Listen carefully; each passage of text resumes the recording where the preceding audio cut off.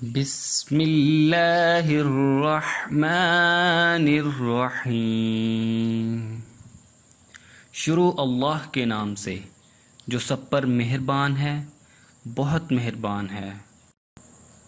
والذین یؤمنون بما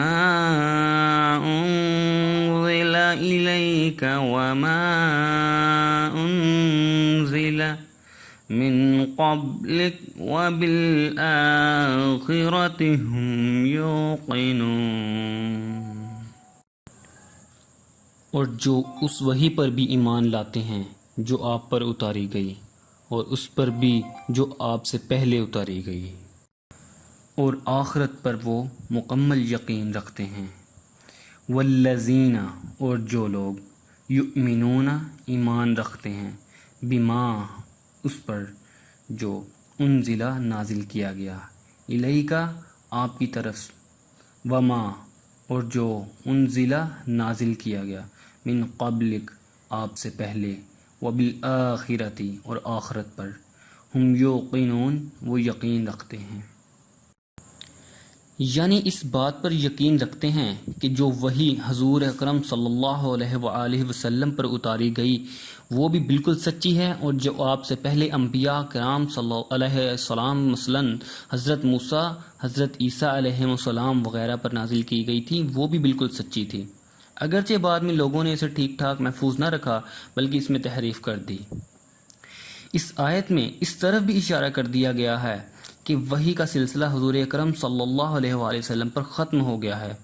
آپ صلی اللہ علیہ وآلہ وسلم کے بعد کوئی ایسا شخص پیدا نہیں ہوگا جس پر وحی آئے یا اسے پیغمبر بنایا جائے، کیونکہ یہاں اللہ تعالیٰ نے صرف حضرت صلی اللہ علیہ وآلہ وسلم پر نازل ہونے والی وحی اور آپ سے پہلے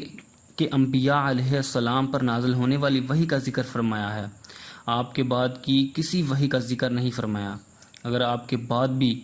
کوئی نیا نبی یا پیغمبر آنے والا ہوتا یا اس کی وحی پر ایمان لانا ضروری ہوتا تو اس کو بھی یہاں بیان فرمایا جاتا، جیسا کہ پچھلے پیغمبروں سے یہ عہد لیا گیا تھا کہ آپ حضرت کے بعد حضور نبی کریم صلی اللہ تعالی علیہ وآلہ وسلم تشریف لانے والے ہیں، آپ کو ان پر بھی ایمان رکھنا ہوگا۔ آخرت سے مراد وہ زندگی ہے جو مرنے کے بعد حاصل ہوگی اور جو ہمیشہ کے لیے ہوگی، اور اس میں ہر بندے کو دنیا میں کیے ہوئے اعمال کا حساب دینا ہوگا، اور اسی کی بنیاد پر یہ فیصلہ ہوگا کہ وہ جنت میں جائے گا یا جہنم میں۔ اگرچہ یہ آخرت بھی غیب یعنی اندیکھی چیزوں میں شامل ہے جس پر ایمان لانے کا ذکر سب سے پہلے کیا گیا تھا، لیکن آخر میں اسے علیحدہ کر کے